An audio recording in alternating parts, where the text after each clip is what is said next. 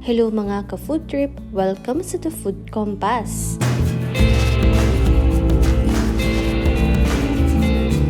May init na sabaw para sa maulan na panahon ang perfect na ulam for today. Sinigang na hipon ang lulutuin. Simple lang ang pagluluto dito at sobrang bilis pa kaya simulan na natin ang pagluluto. Ito yung mga kailangan natin na sangkap.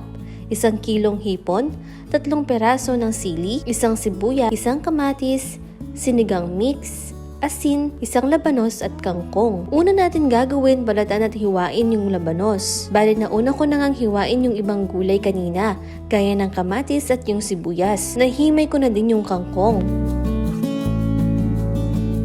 Sobrang bilis lang lutuin nitong sinigang na hipon. Sa isang pot, maglagay ng tubig. Isunod ang sibuyas, kamatis at yung labanos.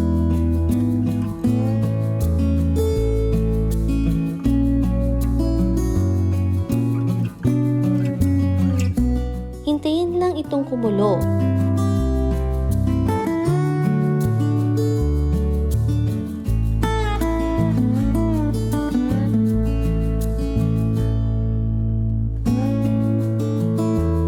Makalipas ang 5 minutes, kumukulo na at pwede na nating ilagay yung hipon. Mabilis lang maluto yung hipon at hindi na nga masarap kapag nasobrahan naman sa luto. Nasa tamang timing ang pagluluto dito. Kaya naman pagkalagay ng hipon, sinunod ko na din itong sinigang mix. Bali 1 pack ng sinigang mix yung nilagay ko, pero nasa sa inyo kung gusto niyo ng mas maasim. I-adjust nyo na lang ang asim.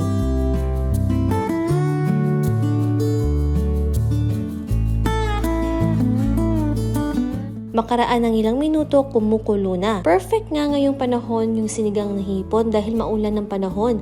May init-init na sabaw ang kailangan.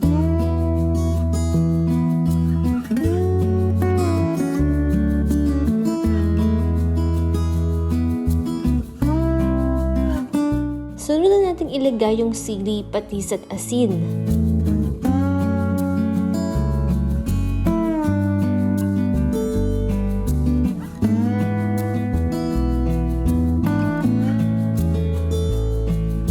Konting asin lang ang inilagay ko dahil naglagay na ako ng patis kanina.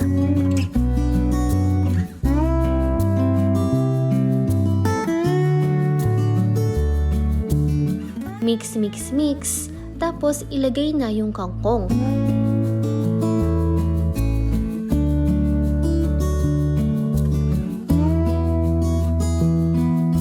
Takpan para kumulo at lumambot yung kangkong.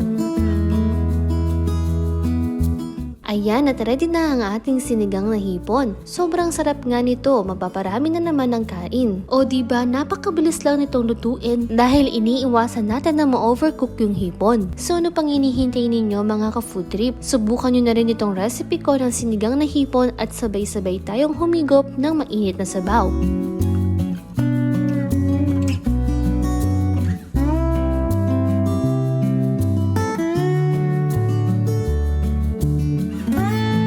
Para sa iba pang mga recipe videos, don't forget to like, subscribe, and hit the notification bell.